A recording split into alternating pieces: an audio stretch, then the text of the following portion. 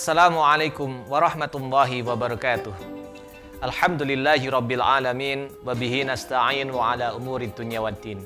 Wassalatu wassalamu ala sayyidina Muhammadin wa ala alihi wa sahbihi ajma'in, amma ba'du. Konco Web TV Wonosobo yang selalu dirahmati oleh Allah Subhanahu wa taala.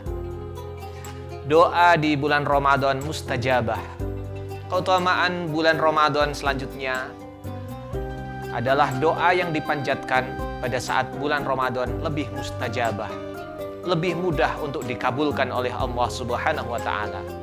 Hal ini sesuai hadis Rasulullah sallallahu alaihi wasallam yang artinya, sesungguhnya Allah membebaskan beberapa orang dari api neraka pada setiap hari di bulan Ramadan, dan setiap muslim apabila dia memanjatkan doa maka pasti dikabulkan oleh Allah Subhanahu wa taala. Ud'uni astajib lakum. Kali ini Web TV Wonosobo akan berbagi cerita tentang kisah Abu Lahab. Tapi sebelumnya, bagi yang belum sholat silahkan sholat terlebih dahulu. Jangan sampai tayangan ini menjadikan kita lalai dengan kewajiban kita kepada Allah Subhanahu wa taala. Nabi Muhammad sallallahu alaihi wasallam, Nabi kita, memiliki 4 orang paman yang masing-masing berbeda nasib.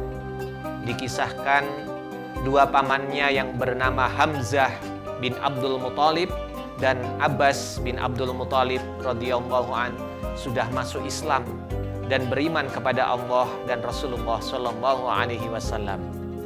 Sedangkan Abu Thalib bin Abdul Muthalib, meski dirinya tidak masuk Islam, tetapi ia senantiasa menyayangi, merawat, melindungi, menjaga, dan tidak menentang ajaran Rasulullah sallallahu alaihi wasallam. Sementara paman Nabi yang terakhir yang bernama Abu Lahab sangat menentang dakwah Nabi, bahkan selalu berniat mencelakainya. Itulah seorang paman Nabi, Abu Lahab. Abu Lahab sendiri memiliki nama asli Abdul Uzza bin Abdul Muthalib. Namun karena kekafirannya dan perilakunya yang melampaui batas, ia kemudian mendapat nama yang berarti api, Al-Lahab.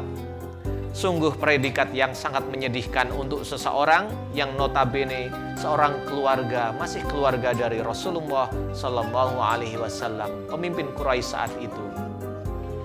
Kisah Abu Lahab yang terakhir, yang berakhir tragis tersebut diabadikan Allah Subhanahu wa taala dalam salah satu firman-Nya, yaitu Al-Qur'an surah Al-Lahab ayat 1 sampai 5. Diceritakan Abu Lahab merupakan sosok yang memiliki paras rupawan, kecerdasan tingkat tinggi, intelektual yang cerdas, kekayaan serta jabatan terpandang di kalangan suku Quraisy saat itu.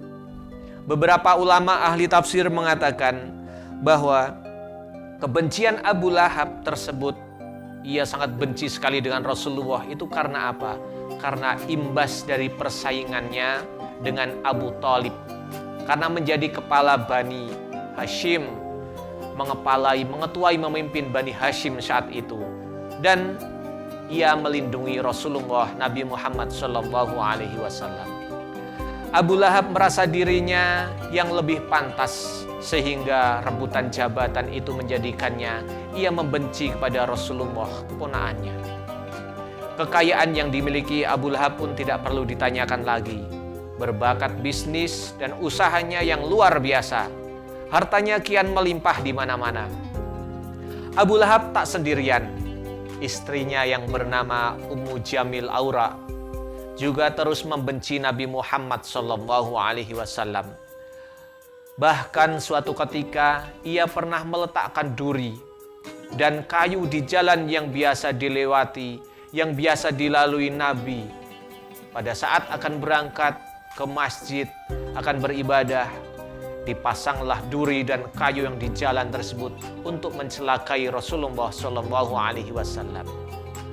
Atas perangainya yang keterlaluan terhadap keponakannya sendiri itu, kisah Ummu Jamil Aura diabadikan Allah dalam surah Al-Lahab dengan julukan sebagai perempuan pembawa kayu bakar.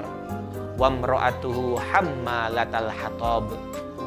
si pembawa kayu bakar. Artinya di sini bukan pembawa kayu bakar yang sebenarnya, tapi ia juga seorang yang suka memfitnah, mencela, memberitakan yang buruk tentang Rasulullah Sallallahu Alaihi Wasallam, keponakannya.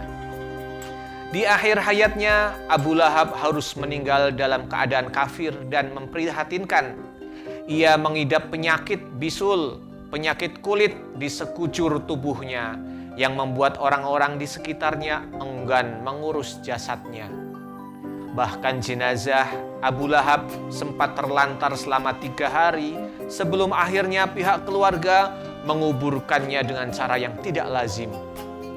Tubuh Abu Lahab dimasukkan ke dalam lubang tanah dengan cara didorong menggunakan kayu, lalu jasadnya dilempari batu kerikil hingga terpendam.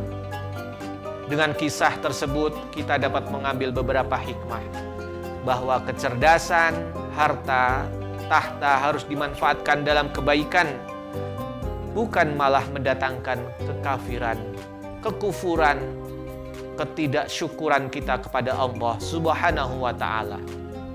Rasulullah Sallallahu Alaihi Wasallam pernah bersabda, sesungguhnya Allah tidak melihat pada bentuk rupa dan tidak melihat dari harta kalian, akan tetapi Allah hanyalah melihat pada hati dan amalan kalian. Innallaha la yanzuru ila ajsamikum wala ila suwarikum walakin yanzuru ila qulubikum wa a'malikum. Hadis riwayat Muslim. Demikian sebuah kisah sedikit dari Abu Lahab. Mudah-mudahan bermanfaat bagi kita, bisa kita jadikan ibrah, bisa kita jadikan contoh teladan dalam kehidupan kita sehari-hari. Yang baik kita ambil, yang buruk bagi kita tinggalkan. Wallahul muwaffiq ila aqwamit thoriq. Wassalamualaikum warahmatullahi wabarakatuh.